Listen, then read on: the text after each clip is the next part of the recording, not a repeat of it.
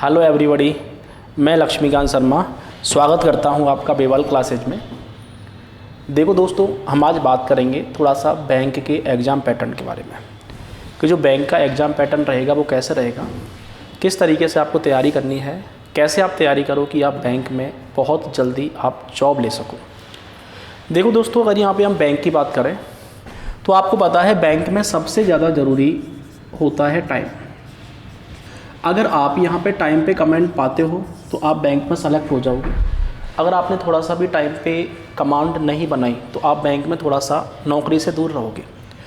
देखो, अगर मैं बैंक में टाइम की बात करूँ तो टाइम का क्या रूल रहता है, किस तरीके से आप पढ़ाई करोगे, कैसे पढ़ाई करोगे जिससे आपका बैंक में जल्दी से जल्दी सिलेक्शन हो जाए। देखो, अगर मैं बैंक की नौकरी की बात करूँ तो अगर मैं सिविल सर्विसेज की बात करूँ तो सिविल सर्विसेज के बाद जो सबसे ज़्यादा प्रेफरेंस रहती है वो रहती है बैंक की नौकरी की। लड़कियों के लिए सबसे सिक्योर जॉब मानी जाती है और मान लो आप ऑफिशियल जॉब भी आप कह सकते हो। तो अगर मैं यहाँ पे बैंक की बात करूँ तो आपको पता है बैंक में मेजर दो ऑर्गेनाइजेशन ऐसे हैं जो यहाँ पे एग्ज़ाम कंडक्ट करवाते हैं। एक तो है आपके पास IBPS और दूसरा है आपके पास SBI। देखो, SBI अपना जो एग्ज़ाम है वो बिल्कुल अलग तरीके से कंडक्ट करवाता है। यहाँ पे अगर मैं IBPS की बात करूँ तो IBPS मेनली आपके 4 एग्ज़ाम कंडक्ट करवाता है। मान लो IBPS PO का एग्ज़ाम हो गया, IBPS क्लर्क का एग्ज़ाम हो गया, नेक्स्ट आपके पास जितने भी रीजनल रूरल बैंक्स हैं उनका एग्ज़ाम हो गया, और नेक्स्ट आपके पास एग्ज़ाम लेता है SO का, स्पेशलिस्ट ऑफिसर का।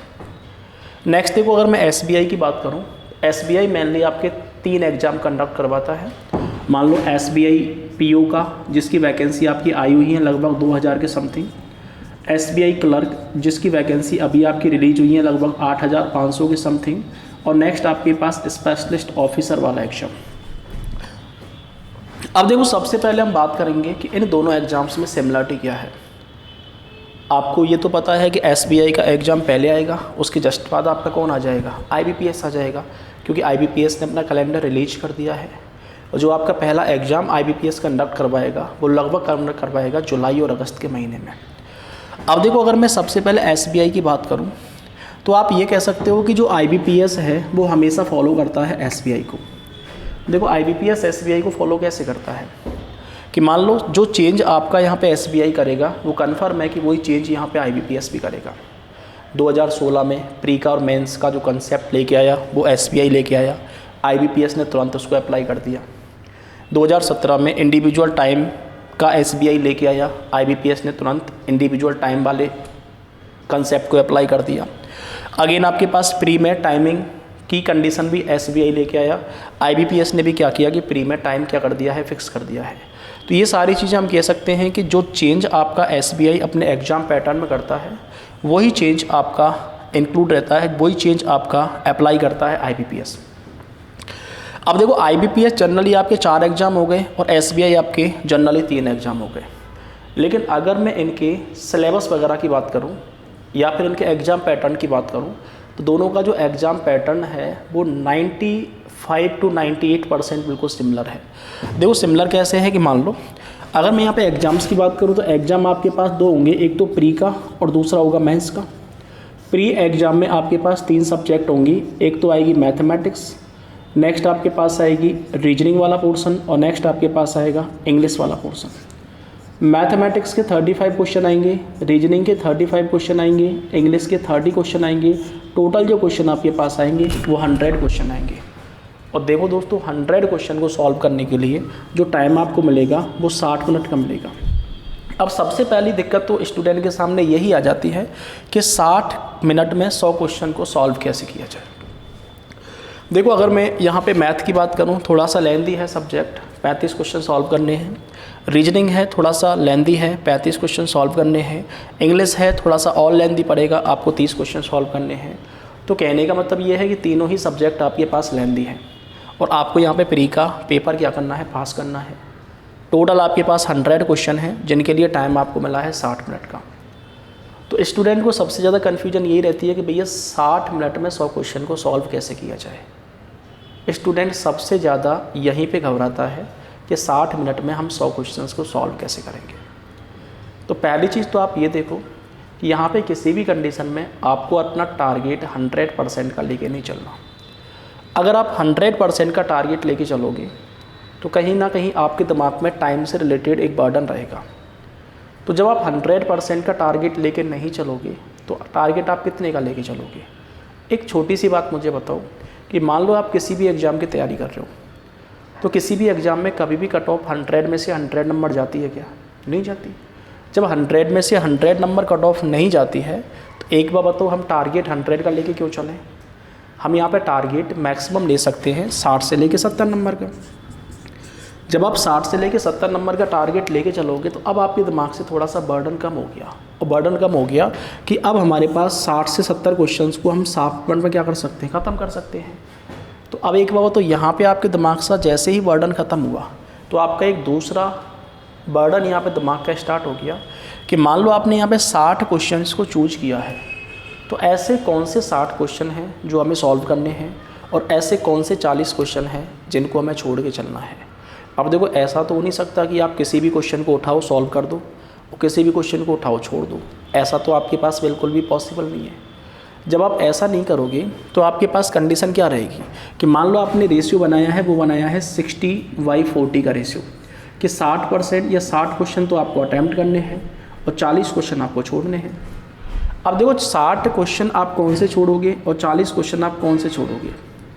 जब भी आप किसी भी सक्सेस स्टूडेंट से बात करोगे जो ऑलरेडी गवर्नमेंट एग्ज़ाम या फिर आपका बैंक में जॉब कर रहा है, जब भी आप उससे बात करोगे तो उसके मुंह से एक ही वर्ड निकलेगा कि देखो भैया 100 क्वेश्चन का अगर आप टारगेट लेके चलोगे तो कभी भी आपका सिलेक्शन नहीं होगा। आपको यहाँ पे क्वेश्चन को डिवाइड करना है, 60/40 की रेशियो में कर सकते हो या फिर 70/30 की रेशियो में कर सकते हो।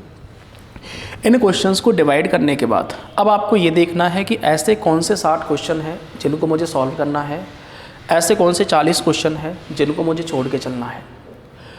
अगर यहाँ पे आप इन क्वेश्चंस के बारे में बात करो तो देखो 60 क्वेश्चन जो हमें सॉल्व करने हैं, 40 क्वेश्चन जो हमें छोड़ने हैं, तो आपको इन चीज़ों के बारे में पता लगेगा जब आप पेपर लगाओगे, क्योंकि आपको पता है कि आपको टाइम पे तो कमांड पानी ही पानी है। इन 60 क्वेश्चंस को जब आप पेपर लगाओगे सॉल्व करोगे तो 60 क्वेश्चंस को ईजिली 60 मिनट में ख़त्म किया जा सकता है। लेकिन अगर मैं 40 क्वेश्चन की बात करूँ तो 40 क्वेश्चन को सॉल्व करने के लिए भी आपको 60 या 70 मिनट की नीड होगी। तो एक बार बताओ, मैं ये कह सकता हूँ कि यहाँ पे तो एक क्वेश्चन ऐसा आएगा जिसको आप 1 मिनट में सॉल्व कर सकते हो, लेकिन ये क्वेश्चन आपके पास ऐसे आएंगे जिनको आप 1 से लेके 1.5 मिनट या 2 मिनट में ख़त्म कर पाओगे। तो मैं आपसे इनडायरेक्टली ये कह सकता हूँ कि यहाँ पे ये जो 40 क्वेश्चन एग्जामिनर देता है वो जानबूझ के देता है। और जानबूझ के क्यों देता है कि आपका टाइम कंज्यूम करवा दिया जाए। तो ध्यान रखना है, एग्जामिनर हर तरीके से आपके ऊपर कमांड बनाने की कोशिश करेगा, लेकिन आपको एग्जामिनर के जाल में नहीं फंसना है। आपको प्री डिटरमाइंड होकर जाना है कि हमें कौन से क्वेश्चन सॉल्व करने हैं और कौन से क्वेश्चन हमें छोड़ने हैं। जब तक आप प्री डिटरमाइंड होकर नहीं जाओगे तब तक आप लैब में प्रैक्टिस करके नहीं जाओगे। एग्ज़ाम हॉल में आपको किसी भी कंडीशन में दिक्कत नहीं आएगी। लेकिन अगर आप लैब में प्रैक्टिस करके नहीं जा रहे, आप घर में प्रैक्टिस करके नहीं जा रहे, आप एग्ज़ाम में सीधी जाके प्रैक्टिस करोगे तो आपको कुछ दिक्कतों को सामना करना पड़ेगा और वो दिक्कतें आपके पास आएंगी और आपका वो सारी दिक्कतें टाइम कंज्यूम करवाएंगी। क्योंकि आपको पता होगा कि आप कंपटीशन लेवल में आए हो और आप कंपटीशन लेवल में आपने एंट्री की है और आप एकेडमिक लेवल को पास करके आए हो। तो आपको ये बता दूं कि एकेडमिक लेवल में और कंपटीशन लेवल में बहुत अंतर होता है। एकेडमिक लेवल में केवल और केवल आपको लिखना सिखाया जाता है कि आप ऐसे लिखो तो आप लिख के पास हो जाओगे। लेकिन कंपटीशन लेवल में आपको क्या है, लिखना तो सिखाया ही जाता है, लेकिन आपको उसका इम्प्लीमेंटेशन करना भी सिखाया जाता है कि अगर आप ऐसे लिखोगे, इस तरीके से इसका इम्प्लीमेंट करोगे, तब जाके आप कंपटीशन में क्या होगे, पास हो जाओगे। एकेडमिक लेवल में जितना ज़्यादा लिखोगे उतने ज़्यादा आपके मार्क्स आएंगे, लेकिन कंपटीशन लेवल में आप जितना कम लिखोगे आपके मार्क्स उतने ही ज़्यादा आएंगे। सीधा सा मतलब ये है कि वहाँ पे कॉपी पे पेन चलाने के नंबर मिलेंगे और यहाँ पे कॉपी पे पेन ना चलाने के नंबर मिलेंगे। तो आपको अगर बैंक की तैयारी करनी है तो सीधी सी बात है कि पेन और कॉपी से दोस्ती थोड़ी सी कम करनी पड़ेगी। जैसा आप दिमाग चलाओगे, पेन और कॉपी का कम यूज करोगे, वैसे वैसे आपका दिमाग थोड़ा सा इनक्रीज होता जाएगा और जैसे जैसे आपका दिमाग बढ़ेगा, आपका IQ लेवल बढ़ेगा, आप एग्ज़ाम के थोड़े सक्सेस के नज़दीक मिल जाओगे। नेक्स्ट देखो, अगर मैं बात करूँ यहाँ पे, मैं बात कर रहा था यहाँ पे कंपटीशन लेवल की और एकेडमिक लेवल की, तो मैंने आपको बता दिया कि वहाँ पे तो आप जितना ज़्यादा लिखोगे उतने ज़्यादा नंबर मिलेंगे, और यहाँ पे आप जितना कम लिखोगे उतने ज़्यादा नंबर आपको मिलेंगे। लेकिन एक चीज़ और मैं आपको डिस्कस कर दूँ कि मान लो आपसे बहुत सारे लोग कहते हैं कि भैया मैं तो 12 घंटे पढ़ता हूँ, मैं 10 घंटे पढ़ता हूँ, मैं 15 घंटे पढ़ता हूँ, फिर भी मेरा एग्ज़ाम पास नहीं हुआ। क्यों? क्योंकि उन्होंने पढ़ने में थोड़ी सी गलती कर दी। थोड़ी सी गलती क्या कर दी? कंपटीशन लेवल में ये कभी भी मैटर नहीं करता कि आप कितना पढ़ रहे हो। मान लो आप 12 घंटे पढ़ रहे हो, मान लो आप 10 घंटे पढ़ रहे हो, या आप 15 घंटे पढ़ रहे हो, कंपटीशन लेवल में कभी भी ये मैटर नहीं करता आप कितने घंटे पढ़ रहे हो। कंपटीशन लेवल में सिर्फ एक ही चीज़ मैटर करती है कि आप जितना पढ़ रहे हो उतने में क्या पढ़ रहे हो। अगर आप सिलेबस के अकॉर्डिंग तैयारी कर रहे हो तो भले आप 4 घंटे तैयारी करो, आपकी नौकरी लगेगी। लेकिन अगर आप सिलेबस के अकॉर्डिंग तैयारी नहीं कर रहे तो भले आप 12 घंटे पढ़ो, आपकी नौकरी नहीं लगेगी। आपने बहुत सारे लोगों को देखा होगा कि मान लो दिन भर घूमते रहते हैं और रात को 2-4 घंटे पढ़ते हैं और उनकी जॉब लग जाती है। आप क्या कहते हो? IQ लेवल बहुत अच्छा है इनका, इनकी बुद्धि भगवान ने जाने कैसी बनाई है, हमें नहीं पता। लेकिन आपने कुछ ये चीज़ सोची कि कहीं ना कहीं हम दोनों में सिमिलरिटी तो है, लेकिन हम दोनों में असमानता क्या है? हम दोनों में असमानता ये है कि मैं जिस चीज़ को पढ़ रहा हूँ उसको रटने की कोशिश कर रहा हूँ, या फिर मैं जिस चीज़ को पढ़ रहा हूँ उसको आउट ऑफ सिलेबस पढ़ रहा हूँ। मैं पढ़ने की ज़्यादा कोशिश कर रहा हूँ, लेकिन जो सामने वाला बंदा है वो यहाँ पे पढ़ कम रहा है, लेकिन जो पढ़ रहा है वो 100% वही पढ़ रहा है जो एग्ज़ाम में आने वाला है। तो ये सारी चीज़ें आपको ध्यान रखनी है कि आपको कंपटीशन लेवल में अगर टिके रहना है, तो कंपटीशन में अगर आपको टिकना है तो कंपटीशन में टिकने के लिए सिर्फ इस चीज़ पे जोर दो कि जो चीज़ मैं पढ़ रहा हूँ वो 100% मेरे एग्ज़ाम में आएगी। अगर आप इस चीज़ को ध्यान में रख के तैयारी करोगे तब जाके आपका क्या हो पाएगा? सिलेक्शन हो पाएगा। नेक्स्ट देखो, अगर मैं यहाँ पे मेंस के एग्ज़ाम की बात करूँ तो मेंस के एग्ज़ाम में आपके पास केवल 4 चीज़ें पूछी जाएंगी। मान लो मेंस के एग्ज़ाम में आपके पास मैथमेटिक्स हो गया, रीजनिंग हो गया, इंग्लिश हो गया, एक पोर्शन और आएगा आपके पास GK वाला पोर्शन। देखो मैथमेटिक्स, रीजनिंग, इंग्लिश ये तो आपकी प्री में भी थी, तो आपको यहाँ पे तो ज़्यादा दिमाग नहीं लगा, लेकिन आपको जो दिमाग लगाना है वो किस में लगाना है? GK वाले पोर्शन में। क्योंकि आपको ये सोच लेना है कि अगर आपको मेंस का एग्ज़ाम पास करना है तो मेंस का एग्ज़ाम आप किसी भी कंडीशन में बिना GK के सहारे से पास नहीं कर सकते, क्योंकि GK एकमात्र ऐसा सब्जेक्ट आपके पास है जिसमें कभी भी कॉपी पे पेन चलाने की नीड नहीं होती। और आपने जो पढ़ा है अगर क्वेश्चन एग्ज़ाम में आ गया तो आप उसको सही करोगे, और नहीं पढ़ा है तो एग्ज़ाम में जो क्वेश्चन आएगा उसको कैसा करोगे? गलत करोगे, या फिर आप छोड़ के आओगे। एक बात बताओ, एकमात्र आपका ऐसा सब्जेक्ट है जिसमें आपको बिल्कुल भी 3-5 नहीं करनी है। बिल्कुल भी आपको ये नहीं करना है कि भाई कि इसमें मैं मान लो आपसे पूछा गया है कि भारत का प्रधानमंत्री कौन है, किसी में प्लस करोगे, माइनस करोगे, मल्टीप्लाई करोगे, ऐसा कुछ करने की नीड है क्या? ऐसा कुछ भी करने की नीड नहीं है आपको पता है भारत का प्रधानमंत्री नरेंद्र मोदी है। अगर हम पे आता है तो आंसर दे दोगे, अगर हम पे नहीं आता है तो आंसर नहीं दे पाओगे। तो सीधी सी बात यह है कि बिना GK के सहारे से आप किसी भी कंडीशन में बैंक के मेंस को पास नहीं कर सकते। अगर मैं यहाँ पे GK की बात करूँ तो आपको पता है GK आपके एक तो करंट अफेयर से रिलेटेड आएगी, और दूसरी आपके पास करंट अफेयर में भी जो बैंकिंग वाली पोर्शन है वो आपसे पूछा गया। लेकिन IBPS आजकल क्या कर रहा है कि थोड़ा सा डेड GK भी आपके पास दे रहा है। डेड GK का मतलब क्या है कि जो GK आपकी पुरानी हो चुकी है वहाँ से भी क्वेश्चन दिए जा रहे हैं। हालांकि ऐसा क्वेश्चन नहीं दे रहा कि अकबर के पापा का क्या नाम था, ऐसे कोई भी क्वेश्चन आपको नहीं दे रहा, लेकिन आपको जो क्वेश्चन यहाँ पे दे रहा है वो थोड़े से डीपली क्वेश्चन दे रहा है। तो इन सारी चीज़ों को भी आपको ध्यान में रखना पड़ेगा, और इन सारी चीज़ों को ध्यान में रख के ही आपको क्या करनी पड़ेगी? तैयारी करनी पड़ेगी। अगर मैं यहाँ पे अपने सब्जेक्ट की बात करूँ तो देखो हमारा सब्जेक्ट है रीजनिंग, और आपको पता है कि आने वाले साल या फिर पिछले साल जो आपके एग्ज़ाम्स गए हैं उनमें रीजनिंग का लेवल IBPS ने कहीं ना कहीं थोड़ा सा टिपिकल बनाया है। यहाँ पे कुछ टॉपिक्स को IBPS ने लगभग फिक्स कर दिया है कि ये टॉपिक्स तो मैं पूछूंगा ही पूछूंगा, इससे बाहर आपसे एग्जामिनर और कुछ भी पूछ सकता है। मान लो उन टॉपिक्स की हम बात करें कि क्या क्या टॉपिक्स आपसे IBPS ने पूछे हैं रिसेंटली, तो देखो रिसेंटली IBPS 4-5-6 टॉपिक्स पर ही ध्यान दे रहा है, वहीं से आपके 35 नंबर के क्वेश्चंस को पूरा कर रहा है। मान लो आपके पास पहला टॉपिक हो गया, मान लो सिलॉजिज्म।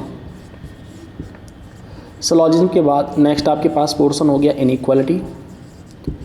इनइक्वालिटी के बाद नेक्स्ट आपके पास हो गया पजल। लेकिन आपको पता है पजल आपके पास बहुत सारे टाइप की आती हैं। मान लो क्लासिफिकेशन वाला पजल का पोर्शन आ गया।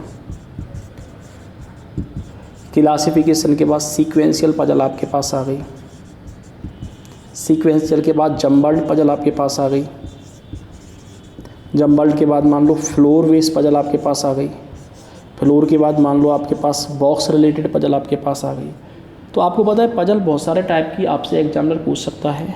मान लो आपसे कंपैरिजन पजल पूछ ली जाए, तो देखो आपको इन सारी चीज़ों को पढ़ने की वास्तविकता में नीड है क्या? वास्तविकता में नीड है, लेकिन आपको जो पढ़ाई करनी है वो केवल और केवल लेटेस्ट पैटर्न के बेस पे करनी है। अगर मैं यहाँ पे लेटेस्ट पैटर्न की बात करूँ, देखो क्लासिफिकेशन में बहुत अच्छी अच्छी पजल आती हैं, लेकिन एग्जामिनर ने आजकल पूछना थोड़ा सा कम कर दिया है। आजकल जो पैटर्न में चल रही है वो सीक्वेंशियल पजल चल रही है। आपके पास पैटर्न में जम्बल्ड पजल चल रही है, पैटर्न में फ्लोर बेस्ड है और आपकी बॉक्स से रिलेटेड है। ये पजल IBPS आपका जनरली पिछले 2-3 सालों से लगातार पूछता जा रहा है। तो इन सारी पजल्स पे हमें क्या करनी है? बहुत ज़्यादा मेहनत करनी है। तो नेक्स्ट हम बात करें सिटिंग अरेंजमेंट के बारे में। तो सिटिंग अरेंजमेंट में बेसिकली 3 या 4 टाइप के क्वेश्चन आपके पास बनते हैं, सर्कल, स्क्वायर, लीनियर और ब्लड रिलेशन। लेकिन देखो आजकल एग्जामिनर ने क्या किया है कि यहाँ पे जो सर्कुलर क्वेश्चन पहले आते थे उनको यहाँ पे पूछना थोड़ा सा कम कर दिया है। यहाँ पे जो क्वेश्चन पूछता है वो मान लो स्क्वायर बेस से और लीनियर वाले से बहुत ज़्यादा क्वेश्चन आपके पूछे जा रहे हैं। चाहे हम IBPS 2017 की बात करें, चाहे हम IBPS 2018 की बात करें, आपके जो क्वेश्चन पूछे गए हैं वो स्क्वायर बेस्ड या रेक्टेंगुलर बेस या फिर लीनियर बेस से ज़्यादा पूछे गए। स्क्वायर बेस में भी कंडीशन आपकी फिक्स सी ही कर दी है कि मान लो आपके पास 8 या 10 पर्सन है, कुछ का फेस सेंटर की साइड होगा और कुछ का फेस बाहर की साइड होगा। लीनियर की बात करें, या तो क्वेश्चन सिंगल लाइन से पूछेगा या फिर आपका क्वेश्चन डबल लाइन से पूछेगा। कि डबल लाइन की कंडीशन मैक्सिमम आपकी पूछी जा रही है कि मान लो टोटल 14 पर्सन है, 7 एक लाइन में है, 7 एक लाइन में है, 7 का फेस नॉर्थ में है और 7 का फेस साउथ में है। ये वाले क्वेश्चन आजकल आपके बहुत ज़्यादा पूछे जा रहे हैं, तो हमें फोकस इन सारी चीज़ों पर करके चलना है। नेक्स्ट देखो आगे हम बात करें डायरेक्शन के बारे में, तो आपको पता होगा 2016, 2017 और 2018 डायरेक्शन का क्वेश्चन इन तीनों ही एग्जाम्स में हर बार पूछा गया है। तो अगर मैं डायरेक्शन की बात करूं तो डायरेक्शन या तो आपका 3 नंबर का पूछा जा सकता है या फिर डायरेक्शन आपका 5 नंबर का पूछा जा सकता है। सेम आपके पास पोर्शन है रैंकिंग वाला। अगर मैं रैंकिंग की बात करूं तो 2017 में और 2018 में रैंकिंग से क्वेश्चन एग्जामिनर ने उठाया है। तो रैंकिंग से क्वेश्चन भी आपका 3 या 5 नंबर का पूछा जा सकता है। हालांकि 5 नंबर का पूछने की संभावना नहीं बनती है, मैक्सिमम जो पॉसिबिलिटी आपके पास बनेगी वो 3 नंबर के क्वेश्चन की बनेगी। नेक्स्ट देखो SBI क्लर्क के लिए अगर आप तैयारी कर रहे हो तो आपके पास मिक्स्ड सीरीज हो गया, कोडेड सीरीज हो गया और नंबर बेस्ड रीजनिंग हो गया। यहाँ से लगभग 5 से लेके 7 नंबर के क्वेश्चन आपके डेफिनेट पूछे जाएंगे। चाहे वो क्वेश्चन आपका मिक्स्ड और कोडेड से पूछा जाए, चाहे क्वेश्चन आपका कोडेड और नंबर बेस्ड से पूछा जाए, चाहे आपका क्वेश्चन नंबर और मिक्स से पूछा जाए। लेकिन अगर आप SBI क्लर्क की प्रिपरेशन कर रहे हो तो यहाँ से आपके लगभग 5 से लेके 7 नंबर के क्वेश्चन पूछे जा सकते हैं। नेक्स्ट देखो एक आपके पास इंपॉर्टेंट है बाइनरी नंबर। देखो बाइनरी नंबर की अगर हम बात करें तो बाइनरी नंबर का जो सबसे पहले क्वेश्चन देखने को मिला था वो 2016 में IBPS क्लर्क मेंस में देखने को मिला था। लेकिन 2016 के बाद 2017 में IBPS ने क्वेश्चन को नहीं पूछा, लेकिन SBI ने अपने मेंस में इस क्वेश्चन को 3 नंबर का डाला था। तो ध्यान रखना है ये SBI आपका 3 नंबर का क्वेश्चन बाइनरी नंबर का पूछ सकता है। बाइनरी नंबर के बाद अगर हम IBPS PO मेंस की बात करें या फिर SBI PO मेंस की बात करें या फिर SBI क्लर्क मेंस की बात करें, आपका 5 नंबर का पोर्शन इनपुट आउटपुट से भी पूछा जाएगा। नेक्स्ट आपके पास डेटा सफिशिएंसी की बात करें तो डेटा सफिशिएंसी आपका प्री में पूछे जाने की पॉसिबिलिटी थोड़ी सी कम रहेगी। डेटा सफिशिएंसी आपका मेंस में पूछा जाएगा और मेंस में आपका 5 नंबर का या 3 नंबर का पूछा जाएगा। नेक्स्ट देखो अगला है आपके पास ब्लड रिलेशन। देखो ब्लड रिलेशन का भी आपका लेटेस्ट पैटर्न चल रहा है कि आपका कोडेड रिलेशनशिप से क्वेश्चन बहुत बार पूछा जा रहा है, तो आपको ब्लड रिलेशन में कोडेड रिलेशनशिप को ध्यान में रखते हुए चलना है। नेक्स्ट आपके पास वर्ड सब्स्टिट्यूट कोड, ये वही वाला पोर्शन है जिसमें SBI PO मेंस ने 2016 में चेंज किया था। देखो 2016 में जो क्वेश्चन यहाँ पे SBI PO ने पूछा था वो क्वेश्चन आपका कोडिंग से रिलेटेड पूछा था। लेकिन अभी हम जो बेसिक क्वेश्चन करते हैं वो डायरेक्टली करते हैं। कोडिंग से रिलेटेड क्वेश्चन लास्ट आपका 2016 में ही पूछा था, SBI ने ही इसकी शुरुआत की थी, और उसके बाद आपका क्वेश्चन आपका एग्ज़ाम में नहीं पूछा गया है। तो ये सारी चीज़ें हैं, इन सारी चीज़ों को आप ध्यान में रखोगे तो आपका SBI क्लर्क हो या फिर SBI PO हो या फिर आपका IBPS हो, इनसे बाहर आपका 1 आध 2 4 नंबर का ही टॉपिक जा सकता है। ज़्यादा आपका पोर्शन यहाँ पे रीजनिंग से नहीं जाता। रीजनिंग में अगर आपको अच्छा स्कोर करना है तो इन सारे टॉपिक्स पर बहुत ही बारीकी से आपको ध्यान देना पड़ेगा। इन सारे टॉपिक्स के बेसिक कंसेप्ट को तो समझना ही समझना है, लेकिन बेसिक कंसेप्ट के साथ साथ आपको इन सारे क्वेश्चंस के एडवांस लेवल के जितने भी क्वेश्चंस बनते हैं या फिर इन क्वेश्चंस को फास्टली कैसे सॉल्व किया जा सकता है, इन सारी चीज़ों को भी सोचना पड़ेगा। इन सारी चीज़ों के बारे में भी आपको सोचना पड़ेगा और इन सारी चीज़ों को आपको अच्छी तरीके से समझना पड़ेगा। तब जाके आप क्या कर सकते हो, रीजनिंग में अच्छा स्कोर कर सकते हो। अगर मैं ओवरऑल एग्ज़ाम की बात करूँ तो ओवरऑल एग्ज़ाम में आपको तो तीनों ही सब्जेक्ट पर विशेष रूप से ध्यान देना है। और मेंस की अगर मैं बात करूँ तो मेंस में मैंने आपसे शायद पहले ही कह दिया कि बिना जीके के आप मेंस को पास नहीं कर सकते। तो आपको जीके का भी अच्छे से अपना कमांड बना के चलना है। डेली का न्यूज़पेपर वगैरह आपको रीड करते हुए चलना है, और बाकी जो आपकी क्विज वगैरह आती है किसी भी वेबसाइट वगैरह से आप क्विज वगैरह भी सॉल्व कर सकते हो। रोज़ाना का आपको एक पेपर भी यहाँ पे सॉल्व करते हुए चलना है। इन सारी स्ट्रैटेजी को बनाओगे तभी जाके आप बैंक एग्ज़ाम में बिल्कुल सफल हो पाओगे। ये सारी स्ट्रैटेजी हमने यहाँ पे बता दी आप लोगों को। इस तरीके से स्ट्रैटेजी का आपको फॉलो करना है और आपको बिल्कुल प्रॉपर तरीके से 3 या 4 महीने में ही सिलेक्शन ले लेना है। अगर आपको और किसी भी सजेशन की नीड है तो स्क्रीन पर जो भी नंबर आपको दिखाई दे रहे हैं आप उन पर कॉल कर सकते हैं, और आप हमें और कोई भी सजेशन अगर आपको देना है तो आप हमारी वीडियो के अंत में कमेंट बॉक्स में आप हमें कमेंट भी कर सकते हैं। आपका सजेशन बिल्कुल अप्लाई किया जाएगा, क्योंकि आपका सजेशन हमारे लिए बहुत ही वैल्यूएबल होगा। ये सारी चीज़ें हैं, आप तैयारी करो, आप 100% सक्सेस होंगे। हमारी विशेष आपके साथ हैं। All the best, thank you.